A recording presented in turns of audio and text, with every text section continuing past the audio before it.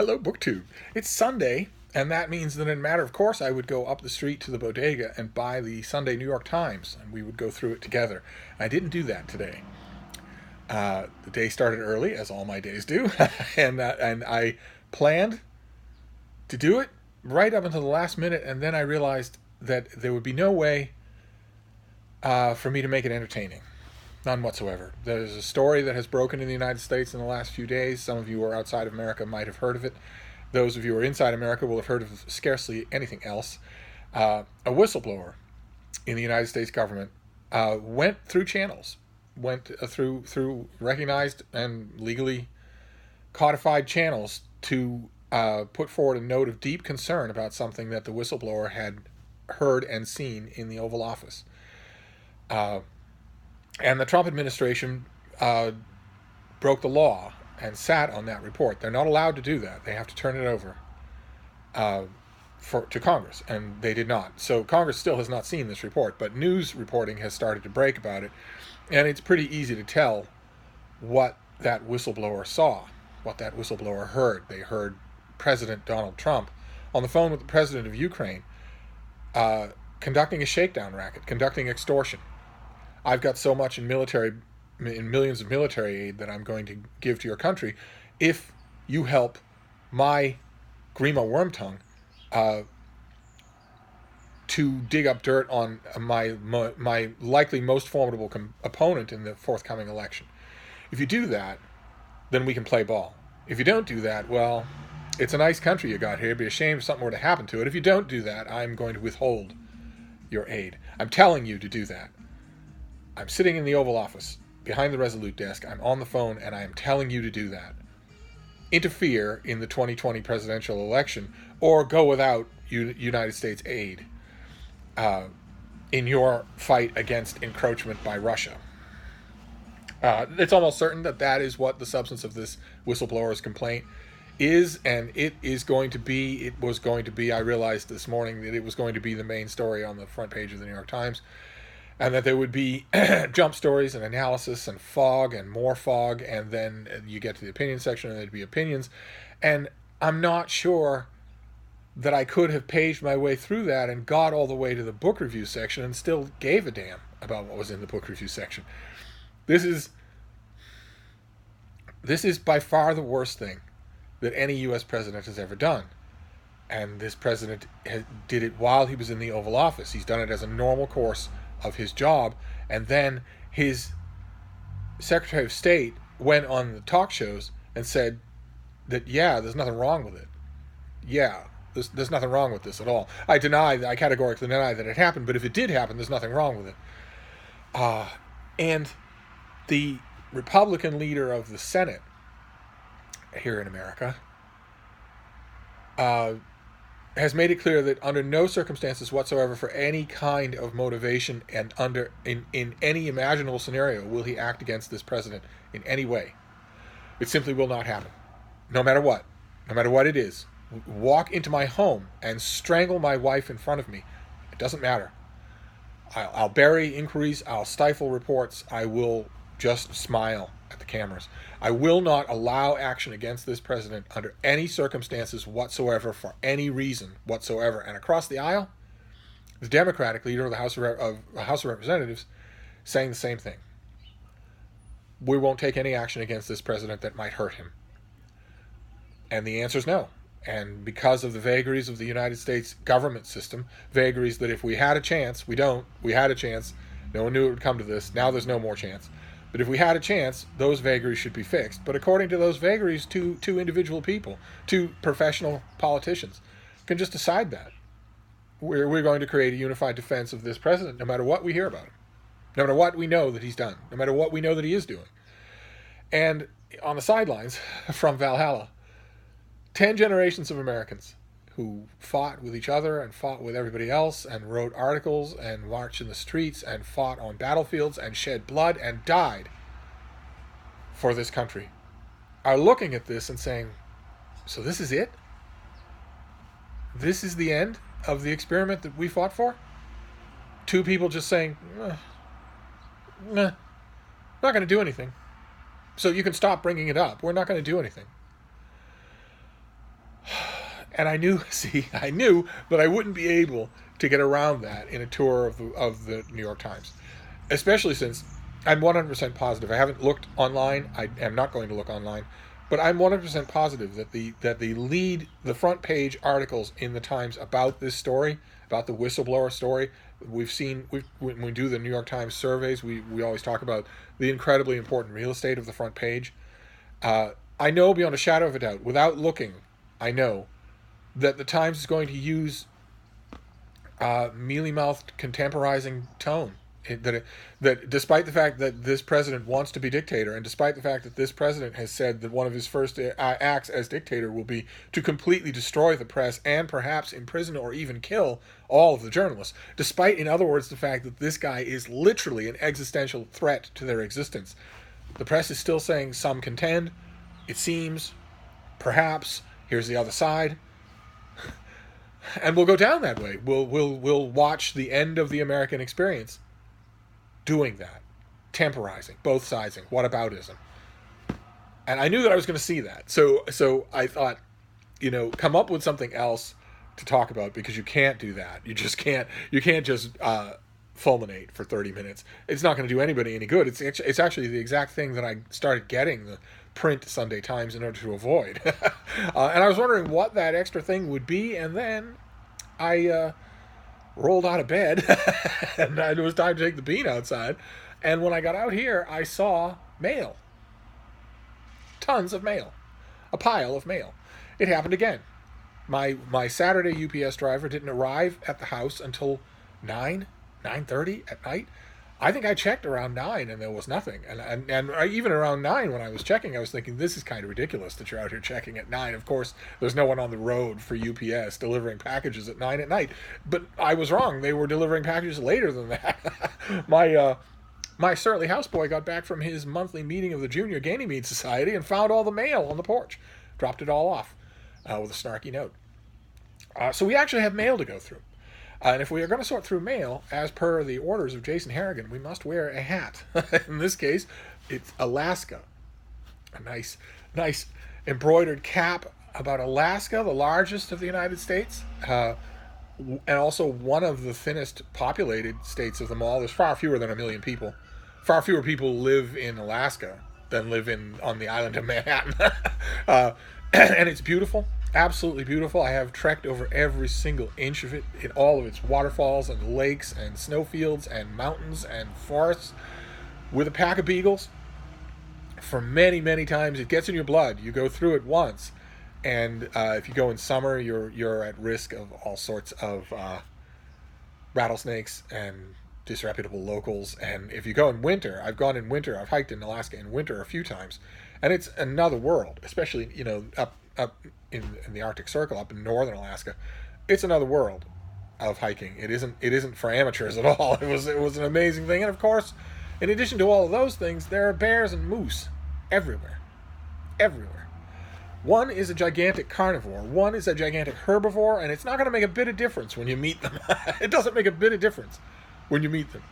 The gigantic part is the only thing you notice when you meet them. Your nature programs do not do them justice. You have to meet one to see what they're really like. And if you meet one, you might not live. I was lucky in all the cases where my boys and I encountered them.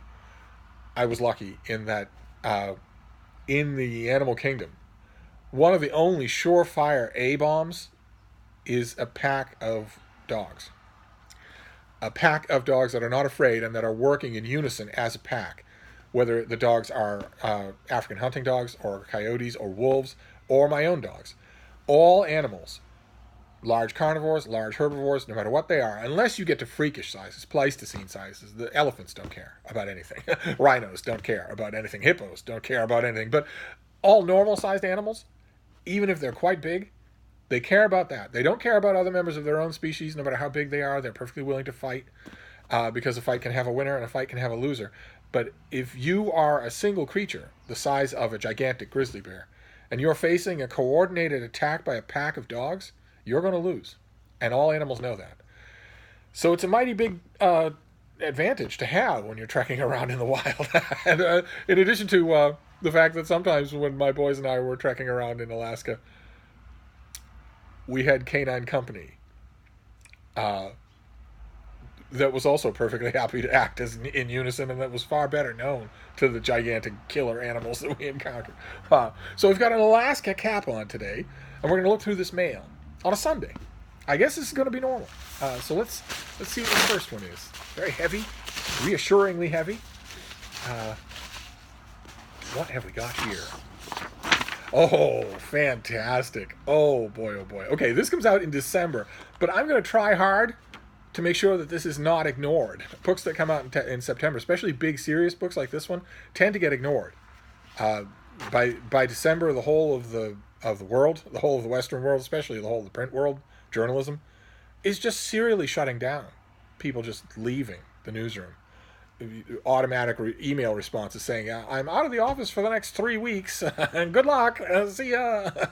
And then they come back later on in the year, and they don't want to talk about 2019 books anymore. Then the avalanche of 2020 is suddenly staring them in the face, and suddenly it's not theoretical anymore. And as a result, books like this, books that come out in December of a year, can be overlooked. And I don't want that to happen in this case. I think we might have talked about this book before on this channel. This is by James Hawkins. Or Hankins, rather. Sorry, I'm just belching my head off here. This is by James Hankins, and this is from the Belknap Press of Harvard University Press, and this is Virtue Politics. And the subtitle is Soulcraft and Statecraft in Renaissance Italy. It's a great big book on how nation-states interacted during Renaissance Italy. How important is the character of a leader to the well-being of their nation? Everybody's a critic. This question has occupied philosophers ever since Plato and Xenophon, and it remains urgently relevant today. The Founding Fathers were unambiguous in their belief that their experiment in democracy could only work if virtuous men were at the helm of the ship of state. They were unanimous in that belief, but they also built a ship of state that had self-correcting mechanisms. The one thing they did not anticipate, the one thing no one has ever foreseen in the history of the United States, is that there would be a self-evidently stupid and corrupt would-be dictator at the head of the government, and that the other people, the other powers in government who have the complete legal authority to check everything that person does, would say, we're not going to go after this person in any way whatsoever, and we're not going to allow you to do it. We're not benefiting financially or politically at all. Our parties, respectively, hate us. But nevertheless, that's the one thing no one foresaw. No one could have foreseen that. But not everyone has been convinced that democracy would be a fertile breeding ground for virtuous leadership. Yes. After a lifetime as a renowned professor of intellectual history at Harvard, James Hankins has finally written his masterwork, a book that invites us to rethink the path from the classical world to the first experiments in democracy. Virtue Politics argues that the great upheaval of the Renaissance placed the role of character front and center at the heart of the moral reform project that aimed at nothing less than civilizational renewal. And I can't wait. I've had my eye on this thing since I first learned about it. And this is, I don't have a specific date in December, but I would imagine that it's probably early in December. One way or another, I'm eager to read this. I will probably jump it to the head of the list, although who knows what else is in this mail haul. Because a big, meaty, serious study of Renaissance Italy, there aren't enough of those as far as I'm concerned. So one comes along, I'm going to give it lots of attention. I'll review it myself. I just worry that the rest of the review world is going to ignore it. But that doesn't happen. Let's see here. Let's see what this next one is. Also fairly heavy. Let's see here. Okay. All right. Okay, this comes out in mid-January. This is another World War II keyhole history. This is Race of Aces. World War II's elite airmen and the epic battle to become masters of the sky. During World War II, only a few pilots succeeded in shooting down more than five or more enemy planes, but collectively they accounted for almost half the aircraft destroyed in air-to-air combat. They were known as aces. And 5 of them were engaged not only in patriotic duty, but in a fevered competition to become America's greatest fighter pilot, the Ace of Aces. Their incredible stories told for the first time in the best-selling author John Bruning's exhilarating new book. Is that true? First time? I could swear I remember reading a book about this exact same subject maybe 35 years ago, 40 years ago. It came out as a mass-market paperback. Oh, God, a couple of you I mean, my fellow members of the OGBG, the Old Geezers Book Group, Todd's Bursting Bookcase, uh, Jason, or Jason Harrigan, or Mark at Richards and Reed's. Is that nagging at you too when you hear that? Don't you know? Wasn't there a book? It's probably on Todd's bookcase somewhere. I just have to wait 10 years for him to get to it. Not that it matters. I mean, the pub sheet isn't, the writer of the pub sheet isn't supposed to research every single jot and tittle of a book. It would matter a lot if the author of the book says that, makes that claim in the book, but I've never seen that happen. The race began when World War I hero Eddie Rickenbacker, you knew he was going to come up and talk about air races, bet a bottle of bourbon that no pilot could break his record of 26 enemy planes destroyed. General George Kelly, whose air force in the Pacific had been demoralized by Japan's relentless air raids, used it as a motivation. What ensued was a 3-year quest for immortal fame and glory, and these once ordinary men quickly became national heroes as word of their feats spread. Okay. All right. So this comes out in January. It is of a type of World War II history. This obviously, I mean, you have types of World War II history where everything is incredibly serious. This is more of World War II history as an adventure story. I'm perfectly happy with either kind. So that's great. Two fun-looking works of history in a row. So let's see what this next one is here. Oh, we have 3 in a row. Fantastic. Okay, this is something I've been looking forward to. Do I have a sheet in here for this? No, I don't. All right. This is Mary Beth Norton, who is great. I don't know. I don't know how well you would know her. She wrote a great book on the Salem witch trials, in the Devil's Snare, that remains one of the great books on that subject. And this is her new book, which comes out in February. This is 1774, The Long Year of Revolution. We were talking just the other day in my library tour about how it's very popular for authors to title a history book of the American Revolution with 1 year.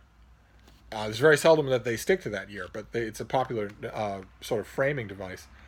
From one of our most acclaimed and original colonial historians, Pulitzer Prize finalist and past president of the American Historical Association, a groundbreaking book, the first to look at the critical long year of 1774 and the revolutionary change that took place between December 1773 to mid-April 1775, from the Boston Tea Party and the First Continental Congress to the battles of Lexington and Concord.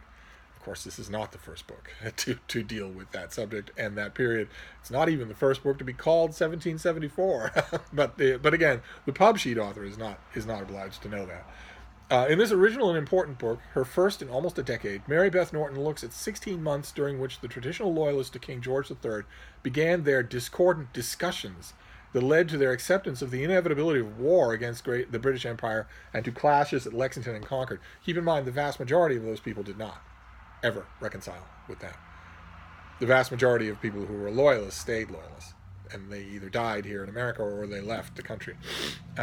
Drawing extensively on contemporary pamphlets, newspapers, and personal correspondence, Norton writes not only of Massachusetts, I don't see why not, but all the colonies from Maine to Georgia, reconstructing political discourse as it happened, showing the vigorous campaign mounted by conservatives criticizing congressional actions. But by then, it was too late. In early 1775, governors throughout the country, or the colonies, informed officials in London that they were unable to thwart the increasing power of the Committees of Correspondence, which was the internet of the day. Fantastic. All right, so we are 3 big, serious history books for 3. That is going to end right now because this next one is wafer thin. So it might be a work of history, but it won't have the heft and the sweep that Steve likes. Okay. All right, this is a finished copy of something we've already seen here. This is due soon, I believe. Late October. This is by Boyd Varty, and it is The Lion Tracker's Guide to Life. Very nice naked hardcover here with the letters indented on the cover, and lots of black and white spot illustrations throughout of tracking and also wildlife. Very pretty little thing. Let's see here. Did you know that the principles of lion tracking can be applied to your everyday life? Somewhere deep inside, you know what your gift, purpose, and mission are. If you don't, I'd be happy to talk to you about it. Simply email me, st.donahue@gmail, and we'll talk about your life's purpose, especially if you're young. I specialize in that, and especially if you're a young man, I specialize in that.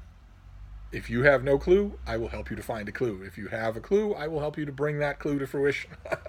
Let's see here. Boyd Varty, a South American lion tracker and life coach, prescribes nature as the cure to deliver some much-needed self-care and to help you reconnect with your, quote, wild self. Both based on the wisdom from the ancient art of tracking, Varty teaches you how to recognize and apply these essential elements to lead a meaningful life. Huh. Okay. Great. Great. Fantastic. I'll have to see what the subtext of the book is. Most people who track lions track them to murder them. I'm hoping that the author doesn't do that anymore. If he has a book, maybe he's got a less bloodthirsty idea in mind. But it sounds like this is going to be one of those things that's poised part in the metaphorical and part in the real life, because he's an actual lion tracker, or he was. And he was born and raised in South Africa. So, right, how interesting. An oddity. I think I got an advance copy of this thing, and I just tucked it away. I think I got it a while ago. I just tucked it away in October. But October's right around the corner, so I have to start paying attention to these things as well. Let's see here. Let's see. This next one is also a wafer thing. It's not going to be another big history book. Yeah, I was on the subway. The other day, and a family came on board. At one stop, they got on board. It was a father, probably in his late 40s, and his wife, and a little girl who was their daughter, and their teenage son. Their teenage son was taller than the father. Skinny, sullen thing, headphones on, the usual, every single check mark that you could do on the list of wrong things. And boy, oh boy, the father was just doing everything wrong. Just everything wrong. It's always disturbing when I see it. This kid was not bad. He was just a typical teenage boy, that's all. I speak fluent typical teenage boy, and I wanted to intervene. Of course, it's not my place. I had my head in a book. But I wanted to say to the father, you're doing everything wrong. You're yelling, you're admonishing, you're disapproving. That is only going to cause one reaction in your teenage son, and it's not going to be a reaction that you like. And don't try engaging like your wife is trying to compensate for you with a good cop act that's as bad as your bad cop act. And that also is that is fingers down a chalkboard for a teenage boy. They don't want either one of those things. They want to be taken seriously and still given crap. And if you can't figure out how to do that, then weren't you ever a teenage boy yourself? That's what I want to say to these people. Although the current state of the world, current state of teenage boys today, and the young 20-somethings that they become when they pile ammunition into their car to go kill large crowds of people, leads me to think that maybe there are a whole lot of fathers out there who don't remember what it's like to be a teenage boy. One way or another. I felt for that kid. I really did. I always feel this way whenever I see this happen. I saw it once at a restaurant, an outdoor restaurant on Cape Cod. I once saw a father slap his teenage boy in the face in front of other people because of some tiny little thing, some stupid thing that the boy had been doing wrong. If that's not going to make a lifetime enemy out of your own son, I don't know what will. Why make it so hard for the son to overcome everything when his body is throwing buckets full of uncontrollable chemicals at him anyway, as it is? He's already got a lot to overcome. You want to be helping that. And there are easy ways to do that without sacrificing any of your authority. I wanted to say all that to the father, but I really wanted to say something to the kid. But in 2019, I mean, the thing obviously that I would want to say to the kid is, email me. Let's talk about what you like, what you don't like, what you think is dumb, what you want to learn more about. But of course, the guy that I'm seeing on the subway here with you, he's the last person you're going to go to and say, hey, could you tell me more about this? You'd be mortified, and he would be unbearable. So email me, and let's talk about your life and what you think and whatnot. But you can't do that in 2019, so I didn't do anything. But anyway,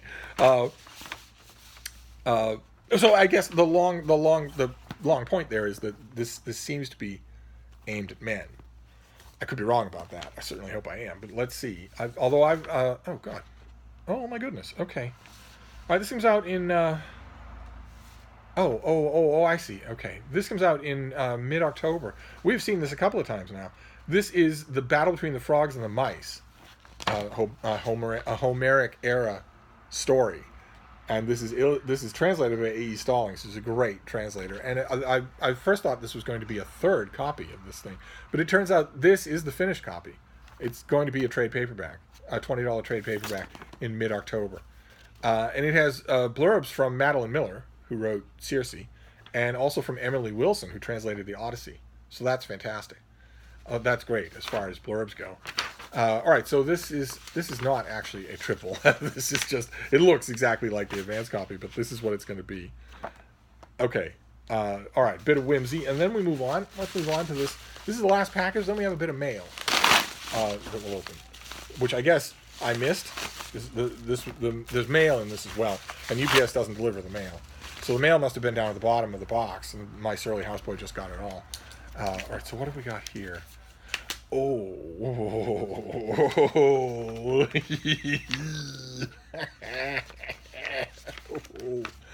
All right. Okay, great. This is from W.W. Norton. They're my favorite non-Penguin publisher.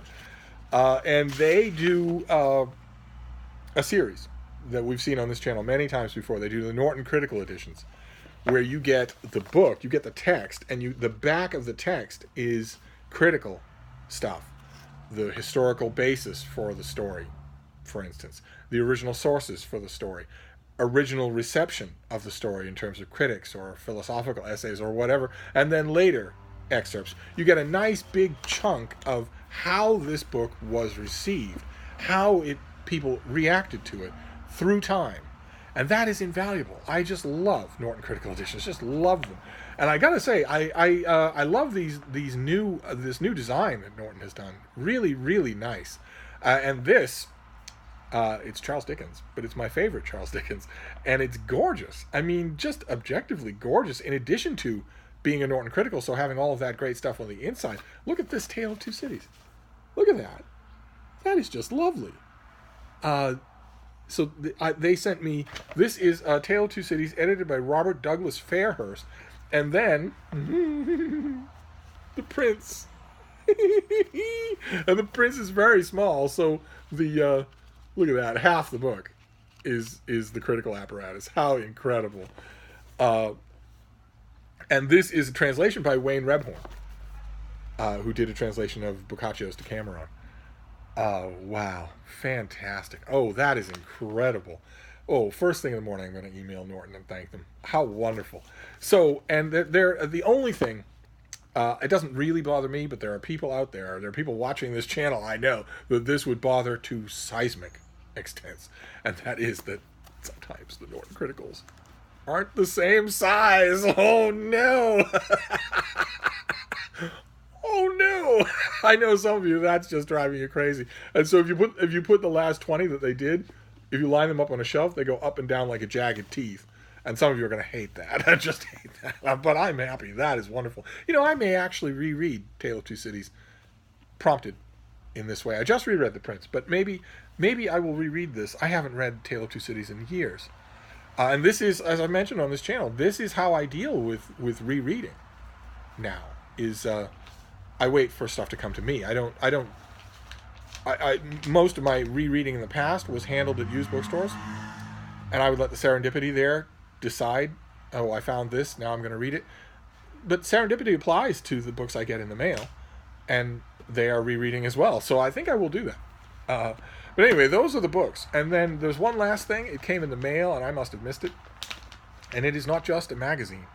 It is the greatest magazine of them all. And that is National Geographic. And it counts almost as an opening because it came in an envelope here. I would imagine that this issue, I mean, National Geographic, they're tremendous, but they do care about promoting their own products. I would imagine that this issue is going to mention, or maybe even have a feature on the new photo arc volume that we've seen on this channel. Joel Sartori has been doing, for 3 years, he's been doing a photo arc series where he brings animals into the studio and takes their pictures and talks about them. But let's see. Oh my, oh goodness, what a cover. What a cover. The last of its kind. What we lose when an animal goes extinct. Wow. What a cover. What a moment. Wow. Joseph Wachira, a keeper at Old Pejeta Conservancy in Kenya, says goodbye to Sudan, the last male northern white rhinoceros. Sudan died in 2018. 2 females of the subspecies remain. And you just wait. Your reading mind just waits for something to fill in that sentence, right? You read that sentence. The last male northern white rhinoceros. Your reading mind wants to say of such and such a country, or of such and such an area, or such and such a game preserve. And that is not the case. This is the last. Period. Full stop. That's the last northern white male rhinoceros. Wow. Okay, well, National Geographic, when they hit something out of the park, they really do that. That is incredible. Says goodbye to Sudan, the last male northern white rhinoceros. Okay, so what else have we got here? Okay, yes, there is a feature on Joel Sartori's book, and there's a long article on how domestic cats are wreaking havoc in the bird populations. Just unbelievable. What one single domestic cat can do in the course of 1 week would just stagger you. Then there's a inset on 5 species that have been pulled back from the brink of extinction by conservation efforts. And as I was saying, National Geographic is an optimistic organization. They like to stress that. And that's great. That is great. I don't believe it myself, but there's a whole article on Sudan. Wow. So those 2 females will disappear, and that'll be that. Okay, yes, there is a whole article here on Joel Sartori's book Vanishing, the new entry in the Photo Arc series. There's a large article on sea turtles reproducing. Look at that. I've been there. I've seen that happen. Those are small. I've also been on shore when a full-size sea turtle, the giant kind, pulls itself out of the water, and it's just unbelievable. It's just unbelievable.